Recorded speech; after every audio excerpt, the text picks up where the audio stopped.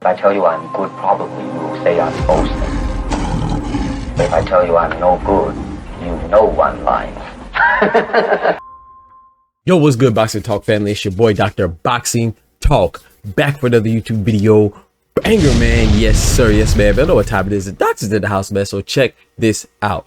As you know, if you've been paying attention, you know, Teofimo and Richardson Hitchins, they have been going back and forth for quite a while on Twitter right now, you know, setting up what we thought was going to be a potential unification matchup at 140 between the two belt holders, you know, Richardson Hitchins for the IBF and Teofimo Lopez for the WBO. However, as you know, this happened. Yeah, when this bombshell was dropped with Teofimo Lopez being added to the already, you know, prolific card featuring Devin Haney versus Jose Carlos Ramirez and Ryan Garcia versus Rolly Romero, you know, that kind of had some ramifications on the boxing landscape, not just from the fan standpoint, because this is a high profile card, right? Has a lot of stars on here, a lot of star power, you know what I'm saying? Now, will the fights be as competitive? That's yet to be seen, but it definitely has some star power there. However, in addition to that, it also had some repercussions for the fighters as well, particularly Richardson Hitchins, right? Because now his unification and his next fight, his potential next fight, has just went out the window, right? So that leaves him needing an opponent for the summer, you know, because he was looking forward to that, and so was I, you know.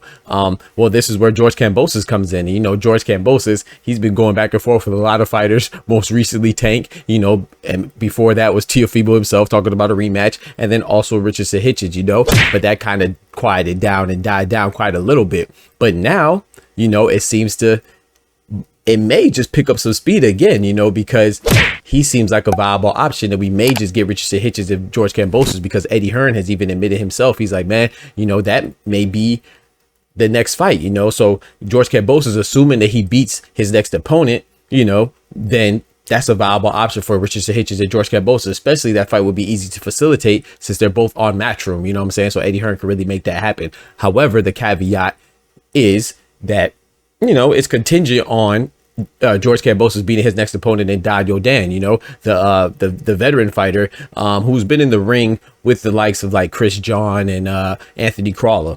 And so I think this is a winnable fight for George Kambosos, but you never know, because, you know, last time we seen him, he lost to Vasily Lomachenko by knockout. Not to mention that since he beat Teofimo Lopez, you know, he's been on a 4-fight streak of not looking so hot, right? He lost to Devin Haney back-to-back, and then he beat Maxie Hughes, but a lot of people thought that win was questionable. A lot of people thought Maxie Hughes really won. And then, like I said, his last fight was against Lomachenko, where he lost by stoppage, you know what I'm saying? Succumbed to Lomachenko's skills in like the 11th round, I believe is when he got stopped. Yeah, in the 11th round. So, you know, this is a bounce back fight for him. But if he can win, then, you know, he has a big fight up against Richardson Hitchins, and it could be for a title shot. So I think this fight is definitely, you know, going to happen, assuming that George Kambosos does what he's supposed to do, dots his I's across his T's, and beats and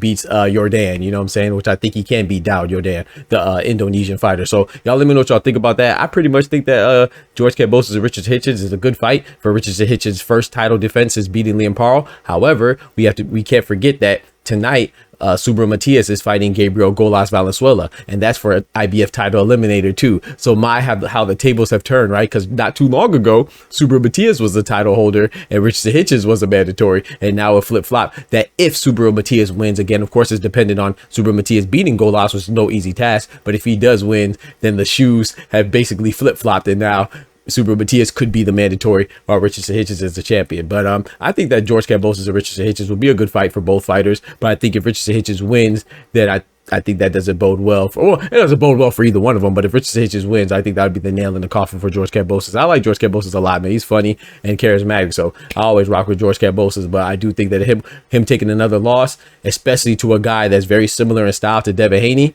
I think that might be the end of him as far as championship contention goes in boxing, man. But y'all let me know what y'all think about that. Don't forget to smack that like button. But most importantly, remember, with God, we can do anything. Without God, we're nothing. The doctor's out.